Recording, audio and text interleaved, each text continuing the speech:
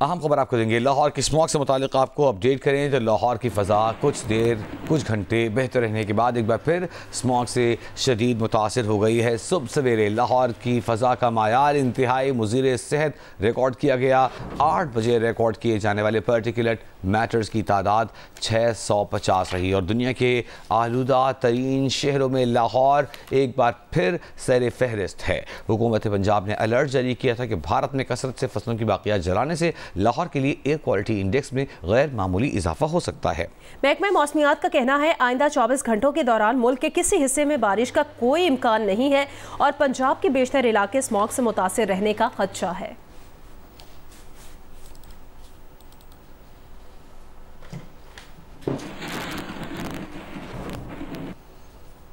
मुल्तान में स्मॉग की सूरत हाल ख़राब होती जा रही है। शहर सुबह और शाम के औक़ात में बतदरीज पाकिस्तान में ख़राब एयर क्वालिटी इंडेक्स में पहले नंबर पर आ रहा है। हुकूमत और ज़िला इंतज़ामिया स्मॉग की रोकथाम के लिए मुख्तसर मुद्दत के इक़दाम पर जोर दे रही हैं। मज़ीद तफ़सीलात बता रहे हैं जौदत नदीम।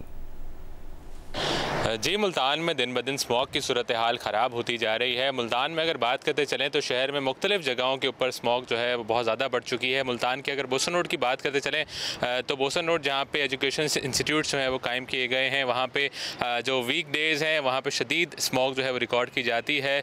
नॉर्मली तौर पर भी अगर देखा जाए तो वहाँ पर 300 से ज़्यादा AQI इंडेक्स जो है वो रिपोर्ट किया जा रहा होता है। इसी तरह से अगर शहर में जो इंडस्ट्रियल एरिया है वहाँ पर भी जो इंडस्ट्रीज़ की जानिब से जो अखराज की जा रहा है स्मॉग में, उससे भी काफ़ी ज़्यादा इजाफा देखने में आया है। वहाँ पे भी तकरीबन 350 से 380 के करीब AQI जो है वो रिकॉर्ड किया जा रहा है। यहाँ पे जो माहिरीन है उनका ये कहना था कि मुल्तान में आइंदा चंद रोज़ में स्मॉग की सूरत हाल मज़ीद ख़राब हो सकती है, चूँकि मुल्तान अभी कुछ दिनों के दौरान ही पाकिस्तान के आलूदा तरीन शहरों में शुमार हो रहा है। तो इस हवाले से शहरियों को मज़ीद एहतियात करने की ज़रूरत है। बाहर निकलते वक्त मास्क का ज़रूर इस्तेमाल करें और पानी का ज़्यादा से ज़्यादा इस्तेमाल करें।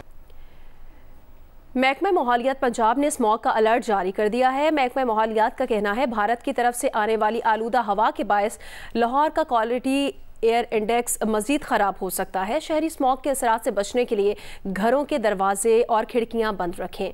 एक बयान में सेक्रेटरी माहौलियात पंजाब राजा जहांगीर अनवर का कहना है भारत की तरफ से आने वाली हवाएं 4 किलोमीटर फी घंटा की रफ्तार से पाकिस्तान की तरफ बढ़ रही हैं। इन हवाओं के नतीजे में स्मॉग की सूरत हाल में गैर मामूली इजाफा हो सकता है। शहरी स्मॉग के असरात से बचने के लिए घरों के दरवाजे और खिड़कियां बंद रखें।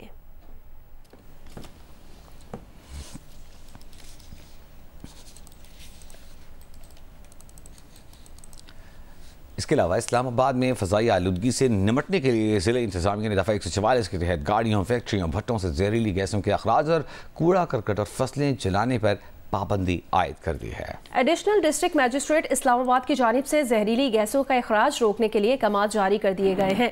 नोटिफिकेशन के मुताबिक अहकाम का इतलाक फिल फौर आइंदा 2 माह तक के लिए होगा। खिलाफ वर्जी की सूरत में सख्त कानूनी कार्रवाई की जाएगी।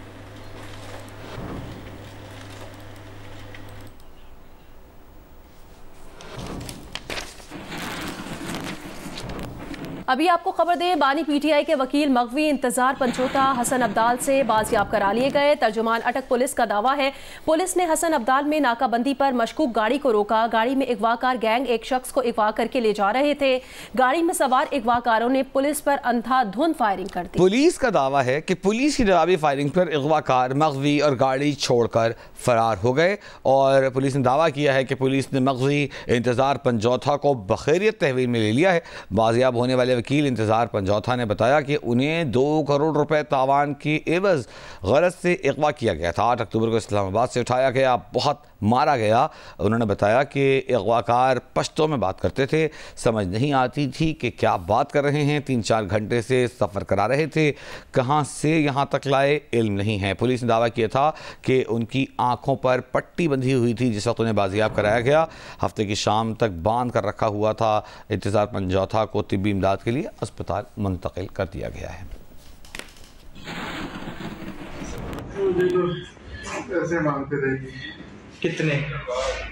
2 करोड़ मांगे जी। नहीं, कितने दिनों से आपको इन्होंने उठाया हुआ है? तो मुझे 8 अक्टूबर आज क्या डेट है?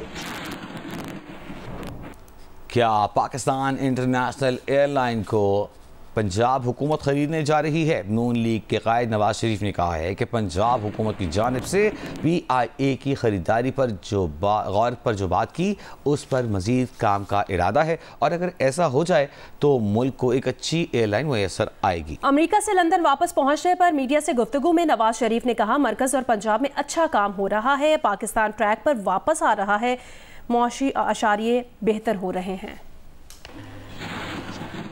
PIA की बात की थी, अब इंशाअल्लाह उसको ऊपर मजीद काम करने का इरादा है। देखें कि वो जो मैंने जो कुछ कहा वो अल्लाह करे कि मटीरियलाइज हो जाए तो मुल्क को एक अच्छी एयरलाइन बेहतर है। इससे पहले मुस्लिम लीग नून के सदर और साबिक वजीर आज़म मियां मोहम्मद नवाज शरीफ ने कहा था कि मरियम नवाज PIA की खरीदारी से मुतालिक गौर कर रही हैं। अमेरिका में मीडिया से बात करते हुए उनका कहना था कि मरियम नवाज ने इस सिलसिले में उनसे सलाह मशवरा भी किया है। उनका कहना था कि मरियम नवाज ने कहा है कि उस एयरलाइन का नाम एयर पंजाब रखा जा सकता है। नवाज शरीफ का कहना था कि उन्होंने मरियम नवाज से कहा है कि आप PIA को ख़रीद भी सकती हैं और नई एयरलाइन भी बना सकती हैं। PIA को PTI दौर में तबाह किया गया। PIA के पायलट्स को जाली कहने वाला PTI दौर का वजीर आज छुपा बैठा है। मुझे मरियम ने कहा था जी कि आप सलाह कर रही थे मेरे साथ कि हम अपना PIA को एक्वायर ना करें पंजाब और एक ब्रांड न्यू एयरलाइन हम एस्टेब्लिश करें और ब्रांड न्यू जहाज लेके आए और ब्रांड न्यू अपना एयरलाइन पाकिस्तान को हम देते हैं। उसको मुझे कहते हैं उसको एयर पंजाब का नाम दे दें आप। तो मैंने कहा आप इस मशवरा करें, आप PIA भी खरीद सकती हैं या आप नई एयरलाइन आप अपना एस्टेब्लिश कर लें। जो एयर पंजाब जो है ना वो लाहौर से या कराची से या पेशावर से या कोयटा से न्यूयॉर्क डायरेक्ट भी जाए, लंदन भी जाए, टोक्यो भी जाए, हांगकांग भी जाए, दुनिया के हर हिस्से में जाए इंटरनेशनल हाईवे जी। तो वो इसके ऊपर मेरा ख्याल है गौर ख्वास हो रहा है। और अब आपको बताएं कि ताजरों और सनअतकारों की सबसे बड़ी तंजीम FPCCI ने PIA खरीदने की पेशकश कर दी है। साबिक निगरां वफाकी वज़ीर डॉक्टर गौहर एजाज कहते हैं कि PIA की निजकारी का अमल जारी रहना चाहिए। SIFC पाँचों बिडर्स को बुलाए और उनके एतराज़ात सुने। अगर कोई PIA नहीं खरीदता तो FPCCI उसे खरीदने के लिए कंसोर्शियम का ऐलान करती है। देखिए लाहौर से जवाद मलिक की रिपोर्ट। FPCCI लाहौर में सनतकारों के साथ प्रेस कॉन्फ्रेंस करते हुए गौहर एजाज ने कहा कि 1.1 ट्रिलियन रुपए हर साल IPPs को दिए जाते हैं। 35 रुपए की बिजली में 12 रुपए कैपेसिटी पेमेंट है। इन पावर प्लांट्स ने 14 साल पाकिस्तान का खून चूसा। मईशत ठीक चल रही है मगर बेशतर पॉलिसियाँ ठीक नहीं। PIA के मामले पर SIFC बोली देने वालों के तहफ़्फ़ुज़ात सुने। फेडरेशन ऑफ चैम्बर्स PIA को खरीदने को तैयार होगी। पावर प्लांट्स हैं, इन्होंने पिछले 14 साल आवाम का खून चूसा है। इन्होंने सारे पाकिस्तान को पता है कि एक पैसा इन्होंने नहीं लगाया था। सारे पाकिस्तान को पता है कि जो इन्होंने एनर्जी एफिशिएंसीज अपनी डिक्लेयर की थी सब गलत है। Patron in chief united businessman group SM Tanveer ने कहा कि गुज़िश्ता साल ज़राअत में ग्रोथ 6.6% थी। आज ज़राअत तंजली का शिकार है। सिर्फ 70 करोड़ के लिए मुल्क के टॉप 50 एक्सपोर्टर्स पर छापे मारे गए। इंडस्ट्री बंद हो रही है।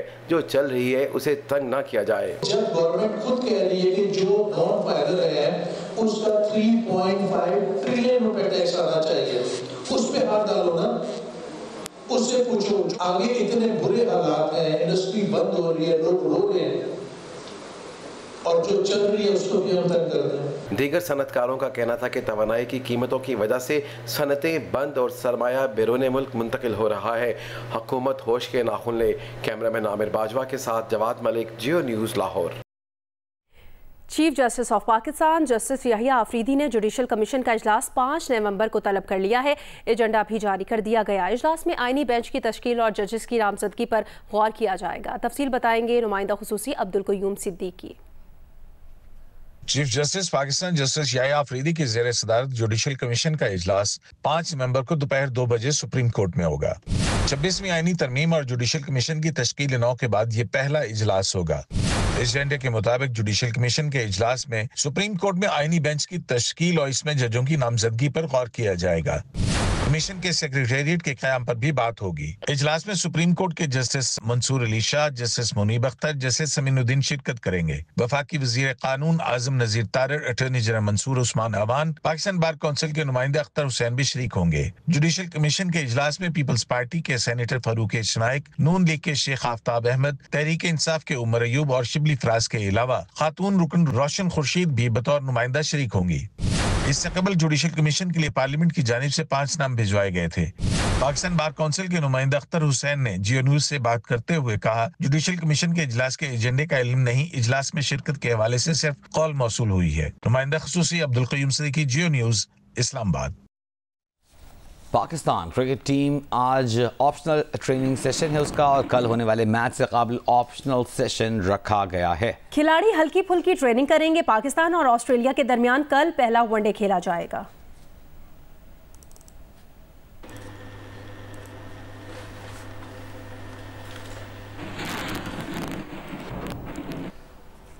पाकिस्तान क्रिकेट टीम के कप्तान मोहम्मद रिजवान ने कहा है कि माजी में जो कुछ हुआ उसे फरामोश करके आगे बढ़ना है। सिलेक्शन कमेटी के मेंबर के यहाँ होने से वो खुश हैं।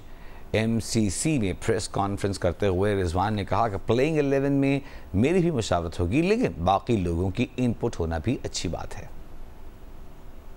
मैं पिछले रिकॉर्ड तो मैं कह चुका हूँ कि वो पास्ट ही था हमारे लिए, और बिल्कुल आपने कहा कि हम जीते हुए मैच हारे थे, मगर शायद हमारी वो चीज़ों में कमी थी, शायद मेहनत में कमी थी, एग्जीक्यूशन में कमी थी, जो उस तरह डिवल नहीं होगा या अल्लाह वालम जो भी था, क्योंकि मेरे लिए ये चीज़ें मैटर करती है। मैं चीज़ों को मैटर करता हूँ, सोचता हूँ चीज़ें, वो सिर्फ मेरे लिए प्रोसेस है, एग्जीक्यूशन है, हार्ड वर्क है, बाकी रिजल्ट मैं अल्लाह से मांगता हूँ, अल्लाह की तरफ रिजल्ट आती है। ऑस्ट्रेलिया के खिलाफ मेलबर्न में खेले जाने वाले पहले वनडे के लिए पाकिस्तान की प्लेइंग 11 पर मुशावरत की गई। 11 मुमकिना खिलाड़ियों में कप्तान मोहम्मद रिजवान और नायब कप्तान सलमान अली आगा के अलावा साइम अयूब, इरफान खान, बाबर आजम, कामरान गुलाम, आमिर जमाल, शाहीन शाह अफरीदी, हारिस रऊफ, मोहम्मद हसनैन और फैसल अकरम शामिल हैं। पाकिस्तान क्रिकेट टीम के खिलाड़ियों ने ऑस्ट्रेलिया के खिलाफ पहले वनडे की तैयारियों के लिए तीसरे रोज भी प्रैक्टिस की। जराये के मुताबिक अब्दुल्ला शफीक मामूली बुखार में मुब्तला होने के सबब ट्रेनिंग सेशन में शरीक नहीं हुए। जराये के मुताबिक ओपनर्स ने एहतियाती तदाबीर के तौर पर प्रैक्टिस में हिस्सा नहीं लिया, वो पहले से बेहतर महसूस कर रहे हैं। तशवीश की कोई बात नहीं। दूसरी जानिब पहले वनडे के लिए प्लेइंग 11 पर मुशावरत की गई। जराये के मुताबिक प्लेइंग 11 में कप्तान रिजवान और नायब कप्तान सलमान आगा के अलावा साइम अयूब, इरफान खान, बाबर आजम, कामरान गुलाम, आमिर जमाल, शाहीन आफरीदी, हारिस रऊफ, मोहम्मद हसनैन और फैसल अकरम को शामिल किया जा सकता है। ताहम हतमी फैसला प्लेइंग कंडीशंस और पिच को देखकर ही किया जाएगा। पाकिस्तान और ऑस्ट्रेलिया के दरमियान पहला वनडे 4 नवंबर को होगा। ऑस्ट्रेलिया के खिलाफ T20 स्क्वाड में शामिल पाकिस्तान के 6 क्रिकेटर्स की कराची के नेशनल बैंक स्टेडियम में प्रैक्टिस। 5 रोज़ा कैंप में शरीक कौमी क्रिकेटर साहिबजादा फरहान ने मीडिया से बातचीत में कहा कि वो डोमेस्टिक में जिस नंबर पर खेलते हैं उसी पोजीशन पर खेलने के ख्वाहिशमंद हैं। 6 नवंबर तक जारी रहने वाले कैंप में 6 खिलाड़ी शरीक हैं, जिसमें जहांजाद खान, मोहम्मद अब्बास आफरीदी, उमैर बिन यूसुफ, साहबजादा फरहान, सुफियान मुकीम और उस्मान खान शामिल हैं। पहले दिन खिलाड़ियों ने फील्डिंग ड्रिल्स के अलावा बैटिंग और बॉलिंग की प्रैक्टिस भी की। कैंप में शरीक क्रिकेटर साहबजादा फरहान का मीडिया से बातचीत में कहना था कि वो जिस नंबर पर डोमेस्टिक क्रिकेट में खेलते हैं ऑस्ट्रेलिया के खिलाफ भी उसी पोजीशन पर खेलने के ख्वाहिशमंद हैं। मौका मिलने पर उम्दा परफॉर्मेंस की कोशिश करेंगे। इस तरह मैं डोमेस्टिक में PSL में ओवरऑल एज ओपनर खेल के आ रहा हूँ, तो मुझे लगता है कि 10-8 साल से मैं एज ओपनर खेल रहा हूँ, तो अगर मुझे प्रॉपर चांस मिल जाए अपने नंबर पे तो ये मेरे लिए भी अच्छा होगा, टीम के लिए भी अच्छा होगा। ऑस्ट्रेलिया डार्विन का टूर हो चुका है, तो वहाँ हम खेल के आए, हम 4 डे मैचेस भी खेले, वनडे भी खेले, T20 भी खेले, तो काफ़ी कुछ सीखने को मिले वहाँ से। हमने विकेट्स भी देखे कि जिस तरह वहाँ विकेट्स का बिहेव है, तो मुझे लग रहा है मुझे पर्सनली काफ़ी मदद मिलेगा उससे। आर्ट्स काउंसिल कराची जियो और जंग के इश्तराक से आलमी सकाफती मेला जिस शान से शुरू हुआ था उसी शान से इख्तिताम को पहुंचा। 38वें रोज़ आखिरी रोज़ मेला कैसा रहा बता रहे हैं Waleed Ahmad. Marvelous World Culture Festival, the largest and the longest festival in the world. किसी माहिर सफीर की तरह पाकिस्तान का तारुफ करवाता, तहजीबों और सकाफतों को जोड़ता, मौसीकी, रक्स, थिएटर और फाइन आर्ट की जहतें दिखाता। आलमी सकाफती मेले का आखिरी रोज नौजवानों में मकबूल शायर तहजीब हाफी ने अशार की लड़ी में मोहब्बत और दर्द, वसल और हिजर के किस्से छेड़े, सुनने वालों को दिल थामने और दाद देने पर मजबूर कर दिया। एक दलदल है तेरे वादों की, मेरे पैर उखड़ते जाते हैं, मेरे जख्म नहीं भरते यारो, मेरे नाखून बढ़ते जाते हैं। फिर लोग गुलकार अख्तर चिनाल ने रिवायती गीतों से माहौल में ताजगी का एहसास जगाया। मुल्की और बैनुल-अक़वामी आर्टिस्टों को शील्ड पेश करके मोहब्बत और पजीराई के फूल निछावर किए गए। I love the place, I love the people, I love the foods, I love this। इसमें मेरे को ज़्यादा सीखने को मिले, देखने को मिले और पाकिस्तान को जानने के मिले। अभी से मुख्तलिफ डिप्लोमेट्स और एम्बेसडर्स राब्ते कर रहे हैं और हमने भी उनको ईमेल भेजे कि इस दफ़ा आप नहीं कर सके। मतलब एक कंपटीशन क्रिएट हो गया है। आसिम अजहर ने स्टेज पर कदम रखे तो मेगा इवेंट की शान बढ़ गई। बहुत ज्यादा सेफ माहौल है यहाँ पे, लड़कियों के साथ ही खड़ी हूँ मैं, तो बहुत मजा आ रहा है। फोन पे बैठे बैठे रजिस्ट्रेशन हुई है, फोन पे बैठे बैठे बस सारे आए हैं, यहाँ सारे गैदर हुए हैं। मज़ाह निगार अनवर मकसूद, मुख्तलिफ ममालिक के consul general, CCPO Javed Alam ओडो, chief secretary Sindh Asif Haider Shah समेत अहम शख्सियात की शिरकत ने फेस्टिवल का वक़ार बढ़ाया। दुनिया भर में इस तरह के फेस्टिवल नहीं होते। 40 मुल्कों के लोग ओलंपिक्स में तो जाते हैं, इस तरह के फेस्टिवल में नहीं आते। यहाँ आ गए और अब जा चुके हैं, तो इससे बड़ी बात पाकिस्तान के लिए और कुछ नहीं। क्राउड से भरे YMC ग्राउंड में हाज़रीन ने कीमती लम्हात को मोबाइल में कैद किया। आलमी सकाफती मेला शानदार आतिशबाजी और इस उम्मीद के साथ इख्तिताम को पहुंचा कि आइंदा बरस मेले में 100 ममालिक के फनकार अपनी अपनी तहजीब व सकाफत के रंग बिखेरेंगे। कैमरामैन जुबैरुद्दीन और अदनान जैदी के साथ वलीद अहमद, जियो न्यूज़, कराची।